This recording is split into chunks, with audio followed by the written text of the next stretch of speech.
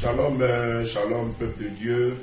Soyez richement comblés ce matin au nom puissant de notre Seigneur Jésus pour la grâce qu'il nous accorde encore une fois à demeurer en sa présence. Soyez richement comblés au nom puissant de Jésus-Christ. N'oubliez pas de liker, n'oubliez pas de partager. Nous sommes encore une fois dans notre direct de mardi. Nous allons maintenant prier pour commencer au nom puissant de Jésus-Christ de Nazareth. Baissons la tête, nous allons prier. Dieu de gloire, Papa, nous bénissons ton Saint-Nom. Que ton nom soit loué, que ton nom soit exalté, magnifié, glorifié. Descends, prends contrôle au nom puissant de notre Seigneur Jésus. Et que ton règne descende, que ton règne vienne, et que ta volonté parfaite, Seigneur, s'établisse dans les vies. Au nom puissant de Jésus, nous avons prié. Amen. Chers enfants de Dieu, chers auditeurs, soyez comblés encore une fois ce matin pour l'opportunité que le Seigneur nous accorde à demeurer en sa présence, à pouvoir, voilà, encore une fois, partager la parole de Dieu ensemble, voilà, communier avec son autel. Parce que la Bible nous dit que la parole de Dieu, c'est véritablement une nourriture, c'est la nourriture de notre âme. Donc, à participer à la table du Seigneur, encore une fois, ce matin, et que par sa puissance, voilà, qu'il y ait des restaurations profondes dans nos vies et que nos vies soient positivement touchées au nom puissant de notre Seigneur Jésus-Christ. Donc, voilà, nous étions en train de faire notre série sur l'ombre de sa protection, ou bien les ombres de notre vie.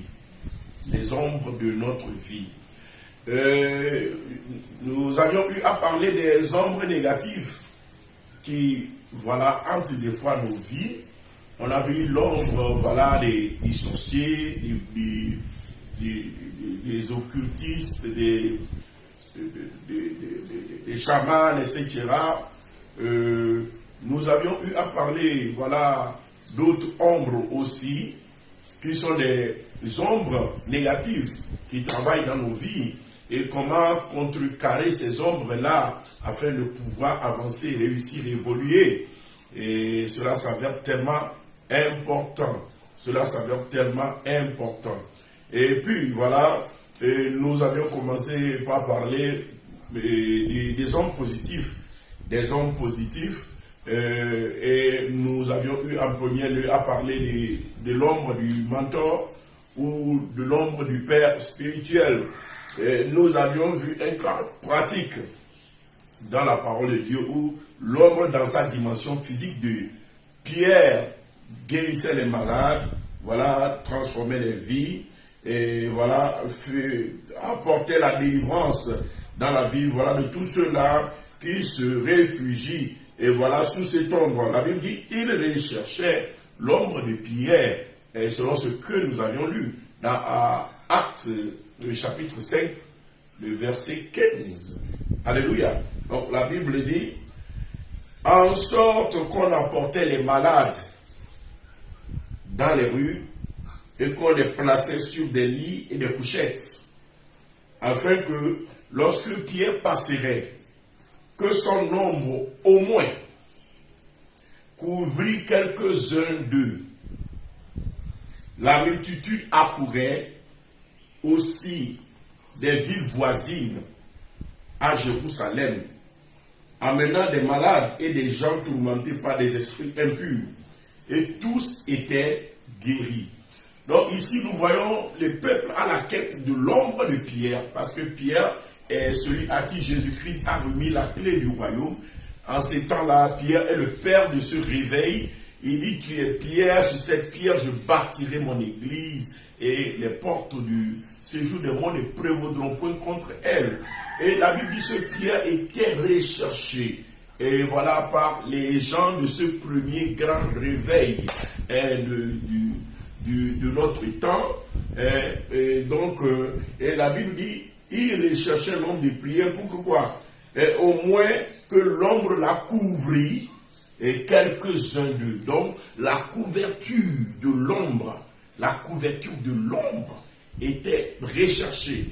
Et en parlant des hommes positifs, nous allions parler en premier lieu de la couverture de l'ombre du mentor la couverture de l'ombre du Père spirituel. Voilà comme la couverture de l'ombre de Pierre se reposait sur les gens. Voilà comment nous aussi nous pouvons se réfugier sous l'ombre d'un père ou d'un mentor. En dehors de l'ombre d'un père ou d'un mentor, nous pouvons aussi chercher l'ombre du Tout-Puissant. L'ombre du Tout-Puissant. L'ombre du Tout-Puissant ne nous dispense pas de l'ombre du Père spirituel. Alléluia. Mais l'ombre du Tout-Puissant, nous devons le chercher. Chacun de nous doit le chercher. Alléluia. En dehors de ce que nous cherchons, l'ombre du mentor, l'ombre du Père, l'ombre de celui-là que Dieu a mis au devant de toi afin de te conduire. En même temps, nous devons chercher l'ombre du Tout-Puissant lui-même. Alléluia. Et en voulant chercher l'ombre du Tout-Puissant lui-même, ce que nous devons savoir que voilà, l'ombre du Tout-Puissant a deux apports à nous amener, à deux choses fondamentales dont nous pouvons, nous munir, à deux choses que nous devons rechercher. On peut rechercher l'ombre du Tout-Puissant, alléluia, pour la protection. On appelle cela l'ombre de sa protection. L'ombre de sa protection. Quand un être humain est poursuivi, quand un être humain est poursuivi, quand un être humain est chassé, quand un être humain est attaqué, alléluia, en tant que Seigneur, nous avons différentes armes qui sont des armes défensives par lesquelles on peut riposter, par lesquelles on peut empêcher l'ennemi de nous atteindre, de nous avoir. Et certaines de ces armes-là sont, par exemple, les boucliers de la foi. Le bouclier de la foi, la Bible dit, prenez par-dessus toutes choses le bouclier de la foi par lesquels vous éteignez tous les dards enflammés de l'ennemi. C'est-à-dire, quand l'ennemi s'élève avec son arme, nous avons une arme défensive qui nous permet de contre-attaquer, c'est-à-dire de stopper la vérité de l'ennemi, afin que ce que l'ennemi est en train d'entreprendre ne puisse pas nous atteindre. C'est ce que nous sommes en train d'appeler, alléluia, le bouclier de la foi. C'est un exemple. Mais par-dessus, les armes défensives, je voudrais parler en disant que l'ombre de sa protection est une arme prépondérante. Quand vous vous sentez poursuivi, quand vous vous sentez attaqué, des acharnements contre ta vie, des gens qui veulent détruire ta vie, qui te poursuivent, soit sur le plan spirituel, soit sur le plan physique. Alléluia, quand on est en face de la poursuite, la Bible nous dit que, l'ombre de sa protection est un moyen par excellence que nous pouvons utiliser. Alléluia. Donc, nous allons faire notre première lecture à ces propos dans les livres de Psaume, Psaume 121. Psaume 121, le verset 5 à 8. Psaume 121, le verset 5 à 8. Qu'est-ce que la Bible nous dit dans Psaume 121, le verset 5 à 8? Nous lisons la parole du Seigneur. La Bible déclare, dit, l'Éternel est celui qui te garde. L'Éternel est ton ombre à ta main droite. L'Éternel est celui qui te garde. Ici, on est en train de parler de la garde, de la protection. Alléluia. L'Éternel est celui qui te garde. Donc, quand on parle de garder, protéger quelqu'un, nous devons savoir que notre protection, avant tout, c'est l'Éternel. Et comment l'Éternel nous protège? La Bible continue, dit, l'Éternel est ton ombre à ta main droite. Alléluia. En d'autres termes, il se manifeste dans notre ombre et il se manifeste par son ombre à notre droite. Alléluia. L'Éternel est ton ombre à ta main droite. Pendant le jour, le soleil ne te frappera pas, ni la lune pendant la nuit. Alléluia. Ici, on est en train de parler de quoi? Des projections astrales. Des projections astrales. C'est-à-dire l'utilisation de la lune, de la constellation dans la bataille spirituelle. J'avais fait précédemment des enseignements sur la portée du soleil, de la lune et des astres dans la bataille spirituelle. Parce que les astres sont tellement utilisés et ont une telle influence et puissance dans la bataille spirituelle que la Bible surnomme les astres l'armée du ciel, l'armée du ciel, ou bien l'armée des cieux. Alléluia. Donc, comme nous sommes en train de le dire, la Bible appelle clairement le soleil, la lune, les constellations, une armée. Une armée. Donc ici, quand le Seigneur est en train de parler de sa protection, amen, il est en train d'essayer, amen, l'armée la plus redoutable du monde des ténèbres, si nous pouvons le dire comme cela. Alléluia. Donc la Bible dit, l'Éternel est celui qui te garde. L'Éternel est ton nom à ta main droite. Pendant le jour, le soleil ne te frappera point, ni la lune pendant la nuit. L'Éternel te gardera de tout mal. Que quelqu'un dit tout mal. Quand on dit tout, ça veut dire tout. Ça veut dire sans exception. Il n'y a pas un mal. Il n'y a pas un problème. Il n'y a pas des difficultés. Il n'y a pas des attaques. Donc, le Seigneur ne peut pas te protéger. Donc, la Bible dit, il te gardera de tout mal. C'est pourquoi tu dois savoir que ce mal-là qui est en train de menacer ta vie, que ce soit la maladie, que ce soit les problèmes, que ce soit les attaques de l'ennemi, que ce soit, voilà, toutes sortes d'invasions, d'attaques, toutes sortes de gens, de trucs provenant du monde des ténèbres contre ta vie, sache que l'Éternel te garde et te protège. Donc, cette protection empêche l'ennemi d'aboutir à ces vérités contre nos vies. Et ici, il dit, l'Éternel te gardera de tout mal. C'est une promesse qu'il nous a fait. Rappelle-lui la promesse là dans les moments les plus difficiles. Il le fait. Il dit, il te gardera de tout mal. Il gardera ton âme. Voyez? Donc ici, il est en train de parler de cette protection-là qui nous accorde au niveau de la dimension spirituelle d'abord. La dimension spirituelle. Et il dit, il est notre ombre. Il est l'ombre à notre droite. Donc, quand le Seigneur utilise l'ombre, il l'utilise en tant qu'ombre de protection. Et il dit quoi? Il dit, il nous gardera à de tout mal, en se révélant comme l'ombre de protection. Il nous gardera de toute attaque. Et l'armée spirituellement le plus redoutable, à laquelle la Bible donne le nom de armée, et armée des cieux. Alléluia. Amen. La Bible dit que cette armée-là, c'est-à-dire le soleil, la lune, les constellations, le zodiaque, ne te feront aucun mal. Il te protège contre cette armée-là. C'est pourquoi je déclare toute armée spirituelle. Tu rêves, tu vois des soldats débarquer avec des armes qui tirent sur toi.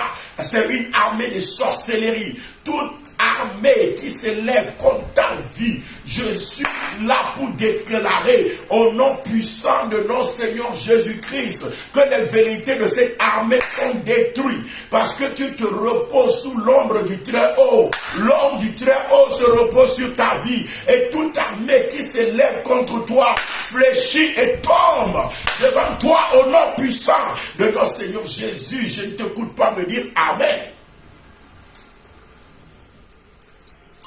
Donc, comme nous sommes en train de le dire, nous devons avant tout comprendre que le Seigneur nous protège de tout mal. Il nous garde de tout mal. Il nous protège de tout mal. Et il utilise quoi? L'ombre. Il se révèle dans la dimension de l'ombre.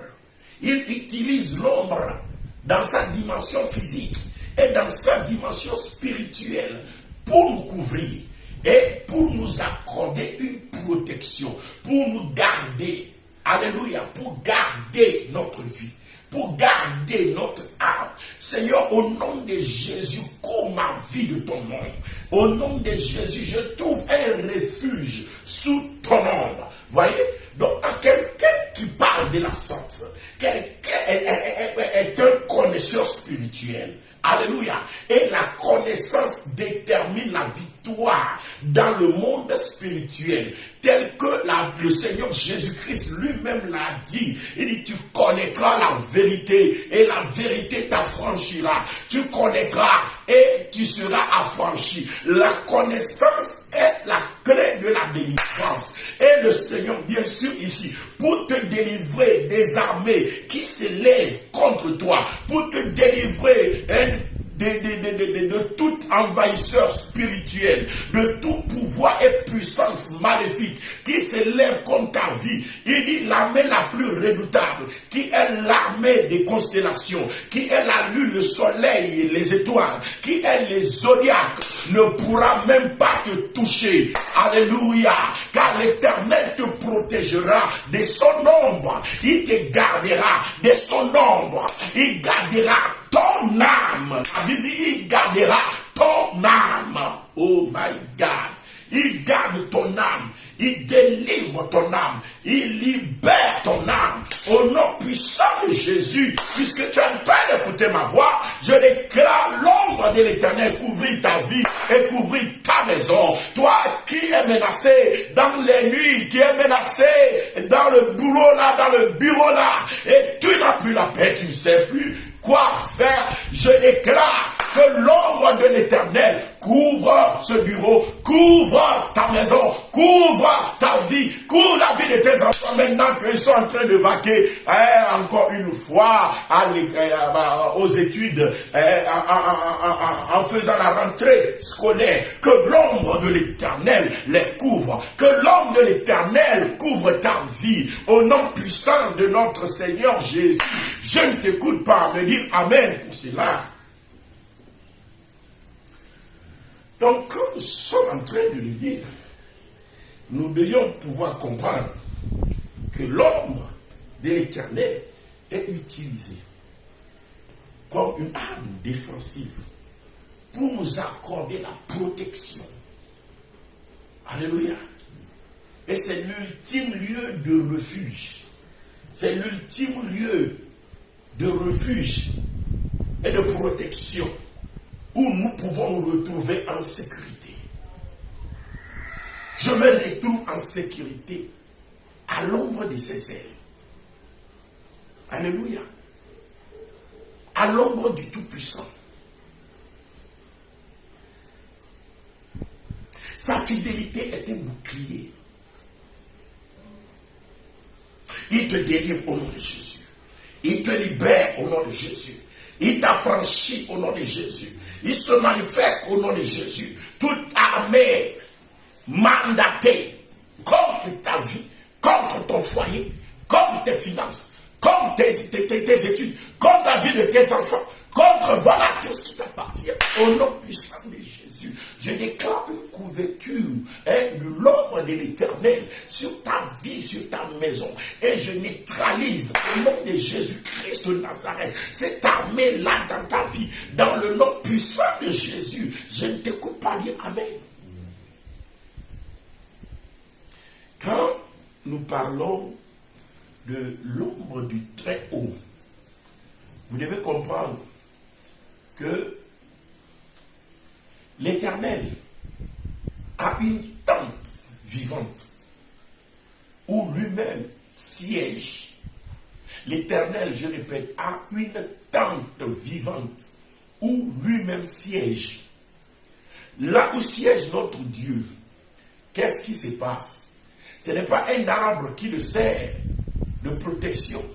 Ce n'est pas une tente construite de matériaux qui lui sert de protection. Ce n'est pas une tente faite d'une manière ou d'une autre. Mais chérubins dans la présence de Dieu. Et ces chérubins-là ont les ailes déployées. Ils déploient leurs ailes comme ça. Donc chacun des chérubins déploie les ailes au-devant de lui. Alléluia. Et les ailes de ces chérubins-là se touchent. Et ça forme une tente. Ça forme un parasol. Ça forme, alléluia, un lieu où notre Dieu siège.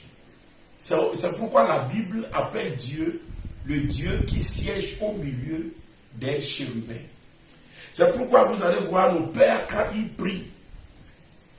Il dit, Éternel Dieu, toi qui sièges au milieu des chérubins. Cette appellation et cette façon de prier est très courante dans la Bible. Pourquoi? Parce que les chérubins forment une tente avec leur ailes déployées. Et notre Dieu demeure sous les ailes là. Et le lieu là s'appelle l'ombre du Très-Haut. Alléluia. Je me repose sous ses ailes. Je me repose à l'ombre du Tout-Puissant. C'est la même chose. Alléluia. Et c'est le lieu de refuge par excellence pour toute âme qui recherche la vie. Là-bas, si on ne tue pas ton Dieu, on ne te tuera pas. Là-bas, s'ils n'ont pas le dessus sur ton Dieu, ils ne pourront pas avoir le dessus sur toi. C'est pourquoi je déclare dans ta vie, au nom puissant de Jésus, que tu demeures à l'ombre du Très-Haut et que ces ailes constituent un bouclier au nom de Jésus-Christ. Que l'Éternel devienne ton paraclet dans le nom puissant de Jésus. Je ne t'écoute pas dire Amen. Alléluia. Donc, comme je suis en train de le dire, eh bien, ça c'est ce que nos pères ont appris de la part de l'Éternel. Et c'est ce qu'ils nous ont légué dans la parole. Et c'est ce qu'eux-mêmes, ils ont utilisé dans les situations les plus difficiles. Eh bien, donc, en lisant Psaume 91, le Psaume 91 est le psaume le plus défensif, c'est-à-dire sur le plan de protection. C'est le psaume, alléluia, qui regorge, alléluia, de plus de mystère. Il dit, aucun malheur n'approchera de ta tente. Il va même jusqu'à dire que 1000 tombent à ta gauche, que 10 000 tombent à ta droite, tu ne seras pas atteint. Même si des milliers tombent à ta gauche, des 10 000 milliers tombent à ta droite, c'est-à-dire la mort est certaine et que tout le monde est en train de tomber et de mourir, aucun malheur ne t'atteindra. C'est ce que le psaume 91 dit. Pourquoi? Parce que tu te réfugieras à l'ombre du Tout-Puissant. Oui. Donc toi, tu ne peux plus avoir peur des mêmes fléaux qui ont détruit la vie des gens. Tu ne peux pas avoir peur des mêmes difficultés que les autres ont eues. Tu ne peux pas avoir peur des mêmes stratégies que l'ennemi a utilisées pour ruiner les autres. Pourquoi? Parce que toi, tu n'es pas un n'importe qui, mais tu es quelqu'un qui a trouvé grâce et faveur et qui se repose à l'ombre du Tout-Puissant. Donc, comme je suis en train de le dire, les ailes du Tout-Puissant nous accordent la protection. Quand nous sommes poursuivis, les hommes du Tout-Puissant nous accordent la protection.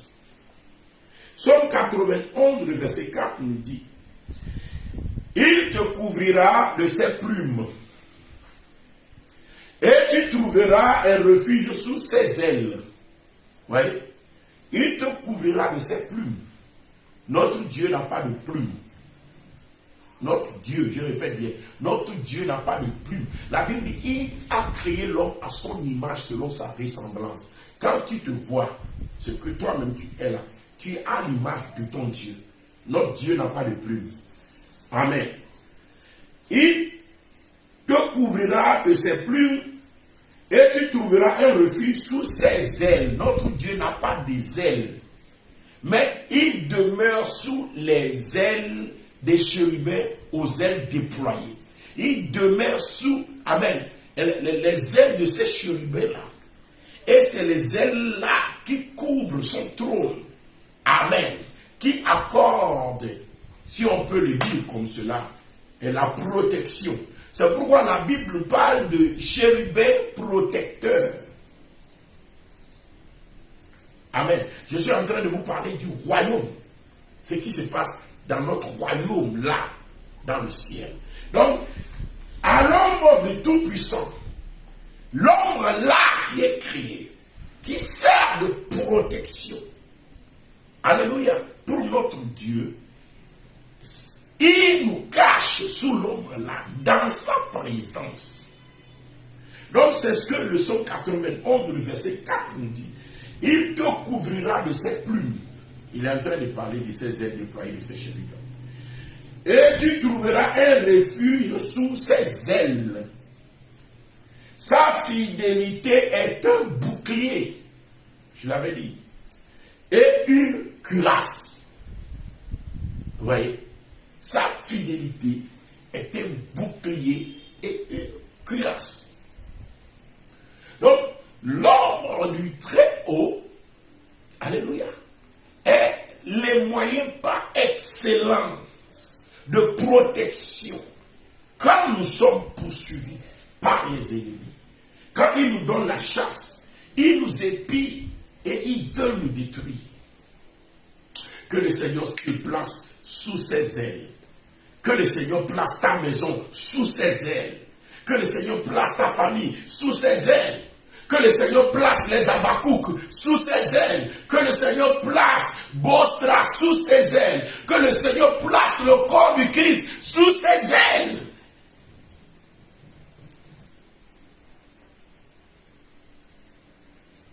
Alléluia. Que le Seigneur te bénisse. Donc quand je suis en train de le dire, l'ombre de la protection, voilà ce qui est utilisé dans l'ultime moment. Amen. Et quand il te couvre de ses ailes, même en plein midi, tu deviens invisible. Je répète, quand dans la poursuite, l'Éternel te couvre de ses ailes en plein midi, oh Jesus, tu deviens invisible. Je pense que je suis en train de parler à quelqu'un. Oh yes, qu'il te couvre de ses ailes au nom puissant de Jésus. Je suis en train de parler des mystères dans la protection que Dieu nous accorde. Que ta maison soit gardée, que ta maison soit protégée, que ta maison soit gardée de tout mal. Au nom puissant de Jésus, que le Seigneur te cache sous ses plumes, sous ses ailes. Au nom puissant de Jésus, que ta vie soit gardée sous ses ailes, que ta maison soit gardée à l'ombre du Très-Haut. Au nom puissant de Jésus-Christ de Nazareth.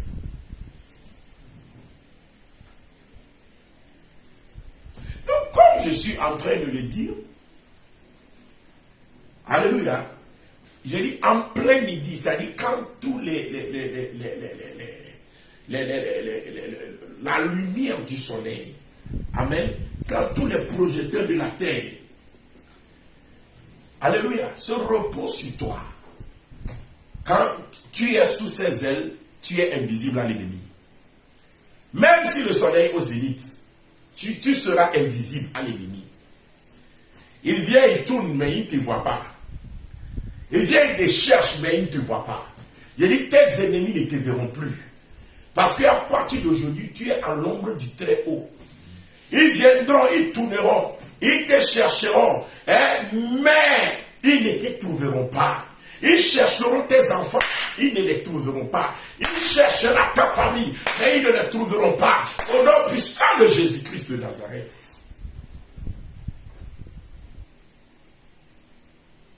Vous voyez? Nous allons, au nom puissant de notre Seigneur Jésus, nous allons faire une lecture.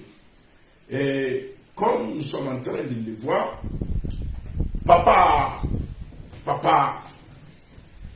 Esaïe, le prophète, alléluia, et il en a parlé, il a parlé un peu de ce mystère-là, que le Seigneur t'ouvre les yeux, alléluia, que le Seigneur t'ouvre les yeux. Je suis en train d'aller en profondeur, amen, que le Seigneur te bénisse. Esaïe 16, le verset 3, Esaïe 16, le verset 3, qu'est-ce que la Bible nous dit dans Esaïe 16, le verset 3, allons-y. Nous allons lire au nom puissant de Jésus. Esaïe 16, le verset 3. La Bible dit ceci. Il dit, donne conseil, fais justice. Esaïe est en train de prier. Il dit, donne conseil, Seigneur. Donne-nous conseil. Montre-nous ce qu'on doit faire. Prescris-nous ce qu'il faut. Donne-nous conseil. Donne conseil. Fais justice, Seigneur. Couvre-nous en plein midi. Que quelqu'un dit en plein midi. Oh là là. J'aime la parole de Dieu. Ça me rassasie. Amen. Couvre-nous en plein midi de ton ombre comme de la nuit. C'est-à-dire, quand il nous couvre de son ombre en plein midi, alléluia, ça veut dire comme de la nuit. Nous devenons comment? Invisibles. Quand il te couvre de ses ailes, même en plein midi, quand on dit plein midi, ça veut dire le soleil est au zénith. Amen. Le Seigneur, le soleil est dans la force, dans sa force. Amen. Et quand il nous couvre de ses ailes en plein midi, ça devient comme de la nuit. Nous devenons invisibles. Que Dieu te bénisse. Il couvre-nous en plein midi de ton ombre, comme de la nuit. Cache ceux que l'on poursuit. Cache-les. Celui-là qui est poursuivi, cache-le. Cet Habakkuk-là qui est poursuivi, cache-le. Cet ami de Jésus-Christ-là qui est poursuivi, cache-le. Quand il te couvre de ses ailes, alors tu es caché. On te cherche, on ne te trouve pas. Ils ne te trouveront pas. Oh my God. Il cache ceux que l'on poursuit. Ne trahis pas le fugitif, Seigneur. Alléluia. Donc, voyez, donc, le prophète Esaïe nous explique ici le mystère. Alléluia. Il dit, même en plein midi, quand tu te caches sous ses ailes, tu deviens invisible, ça devient comme de la nuit. Et le Seigneur cache alors le fugitif et il n'est pas arrêté. Alors, ça c'est la première chose que son ombre peut apporter. Et cette dimension dans laquelle, voilà, nous sommes cachés aux yeux de l'ennemi qui poursuit quand l'ombre de l'Éternel se repose sur nous. Alléluia. Amen. La dimension là, Jésus-Christ l'a utilisée plusieurs fois. Quand il s'est retrouvé dans le temple, il s'est retrouvé à Jérusalem, à plus de 2 fois, on a voulu lui lapider. Mais la Bible dit, il s'est tourné et puis il est parti, il a disparu. On ne l'a plus vu. Ceux qui sont partis chercher des pierres, ils ont tourné, ils n'ont plus vu personne. Ils ont vu le vent. 2 fois, on a voulu le tuer, mais il a disparu. Et il cache en plein midi de ton ombre. Que le Seigneur te bénisse au nom puissant de Jésus-Christ. Nous voyons même le roi David utiliser ce mystère-là. Le roi David utilisait ce mystère. La Bible dit, Saül a poursuivi David jusque sur la montagne où les rochers des boucs sauvages. Nous connaissons les boucs sauvages. Les boucs sauvages habitent les rochers et les montagnes escarpées, les plus élevées. Là où les boucs sauvages vont, alléluia, seuls les aigles ont la capacité, les oiseaux, les animaux à ailes ont la capacité d'aller là-bas. Amen. Et ces boucs sauvages-là, thank you Jesus. Amen. La Bible dit, même ces endroits inaccessibles, Saül a tellement haï, a tellement voulu tuer, a tellement poursuivi David qu'il est parti là-bas. Il n'y a pas d'endroit où Saül n'est pas parti. Rien que pour tuer David. David lui a fait quoi? Rien. Alléluia. L'envie, la haine, c'est les semences de la sorcellerie. Quand ça te prend, tu es pire qu'un sorcier. Alléluia. Donc, Saül a poursuivi David jusqu'au point où on se pose la question, qu'est-ce que le petit a fait? La Bible dit, il est parti même jusque sur la montagne, le rocher des boucs sauvages. C'est-à-dire, il n'y a pas d'endroit où les pieds de Saül n'ont pas foulé, rien que pour chercher le roi David. Pour chercher, à l'époque, David n'était même pas encore roi, pour chercher David. Amen. Et David s'est réfugié dans une caverne parce qu'il n'a plus de choix, fatigué, dépassé par les événements. Et Saül a cherché David jusqu'à ce que Saül lui aussi est rentré dans la même caverne. Le face-à-face. Saül est rentré là où David se trouvait. Il a enfin trouvé son David qu'il cherchait tant. Nous allons lire. Amen. Nous allons lire dans Amen, 1 Samuel, chapitre 24, le verset 2 à 3. 1 Samuel, chapitre 24, le verset 2 à 3. La Bible dit, Saül prit 3000 hommes d'élite sur tout Israël. Quand on dit hommes d'élite, c'est-à-dire des gens qui ne ratent pas leur cible. Des gens qui sont capables de taper leur cible à plus de 500 mètres. Des gens qui sont capables de taper leur cible de très loin.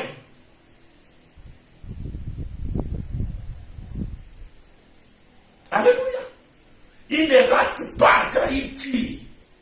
Il ne rate pas. Saül a choisi plus de 3000 hommes pour chercher un seul petit, David. Amen. Lorsqu'il... Amen. Saül prit 3000 hommes d'élite sur tout Israël et alla chercher David et ses gens jusque sur les rochers. Jusque sur les rochers des boucs sauvages. Verset 3. Il arriva à des parcs de brebis qui étaient près du chemin. Et là se trouvait une caverne où il entra pour se couvrir les pieds. David et ses gens étaient au fond de la caverne. Donc la Bible dit, Saül rentra dans la caverne, David et ses gens étaient dans la caverne. Saül est rentré avec, tout ce pléiade d'élite, de combat, les gens comme Abner, des gens, et ma foi, très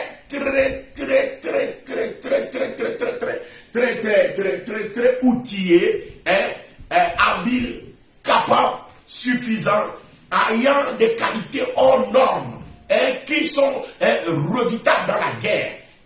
Et ces gens-là, ils sont rentrés dans la caverne, là où se trouve le roi David. David est déjà là, donc il est cerné. Comme c'est dans la caverne, il n'y a plus d'autre issue, il ne peut plus sortir. Et l'histoire continue en disant que Saül a voulu se couvrir les pieds. Saül s'est endormi. David est arrivé. David a coupé sa robe. David a pris sa cruche. David est toujours resté là-bas. Saül est ressorti. Et David a crié pour dire, mon roi, regarde. Dieu t'a livré ce soir, mais je ne t'ai pas touché. Ça, c'est l'histoire. Mais derrière l'histoire, le psaume 57 nous révèle ce qui s'est passé sur le plan spirituel. Psaume 57, le verset 1. Ça nous révèle ce qui s'est passé. Parce que lorsque Saül est rentré dans la caverne, David est devenu invisible. David et ses gens sont devenus invisibles. Quand le Seigneur te couvre de ses ailes, alléluia, le prophète Ésaïe nous dit, même en plein midi, ça devient comme de la nuit. La personne devient invisible.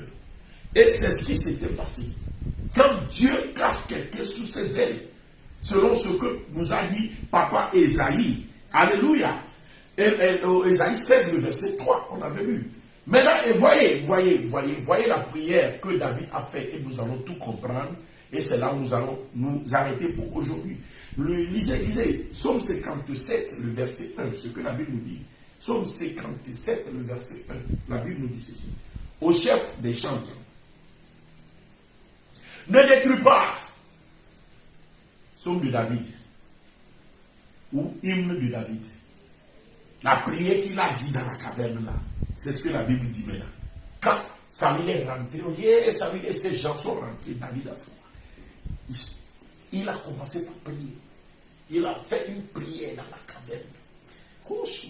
Il a déclaré dans la caverne. Ce qu'il a dit, c'est des secrets.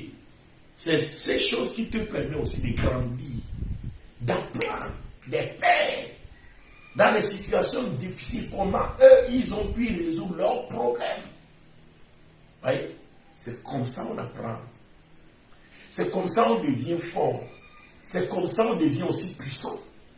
Parce que tu marches sur les pas d'un maître, d'un père, d'un homme qui connaît Dieu. Et écoutez la prière que David a faite. Au chef des chants, ne détruis pas une de David.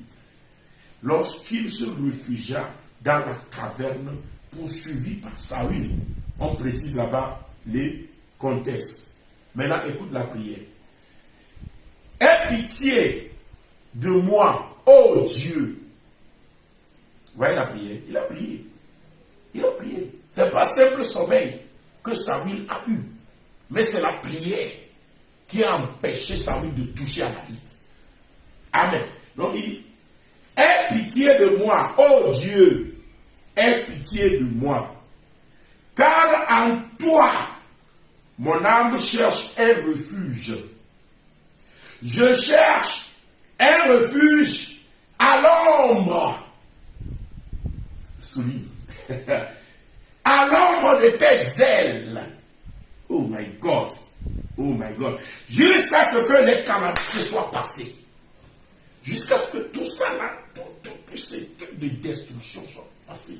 Seigneur, je cherche un refuge à l'ombre de tes ailes. Vous voyez, l'ombre du Tout-Puissant. Je vous ai expliqué. Ça s'appelle encore la tente du Tout-Puissant. Amen. Je vous ai expliqué les chemins aux ailes déployées, là où le Seigneur réside. David dit à Dieu, je cherche un refuge là-bas. Je cherche un refuge là-bas. Ne détruis pas, ne permets pas qu'on me touche. David, en faisant la prière là, Ésaïe dit, quand on fait la prière là, on devient invisible.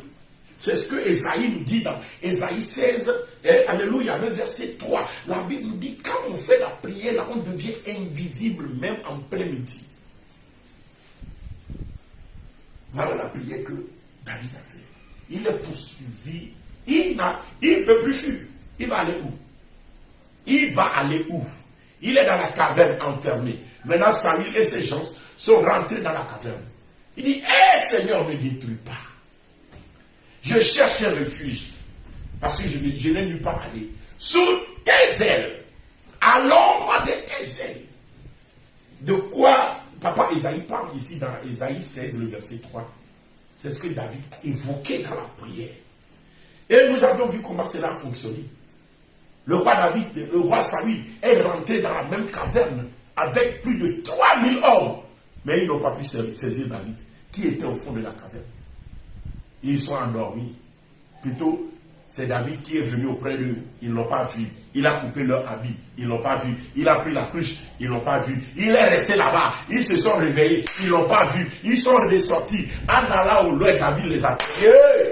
Moi, je suis là. Vous ne m'avez pas vu. Mais regardez, moi je suis de bon cœur. Je ne vous veux pas du mal. Voilà la preuve que cette nuit, Dieu vous a livré. Mais je ne vous ai pas touché. Oh là là, que le Seigneur t'équipe. Que le Seigneur te couvre de ses ailes. Voyez, quand tu es enfant de Dieu, tu dois connaître ces choses.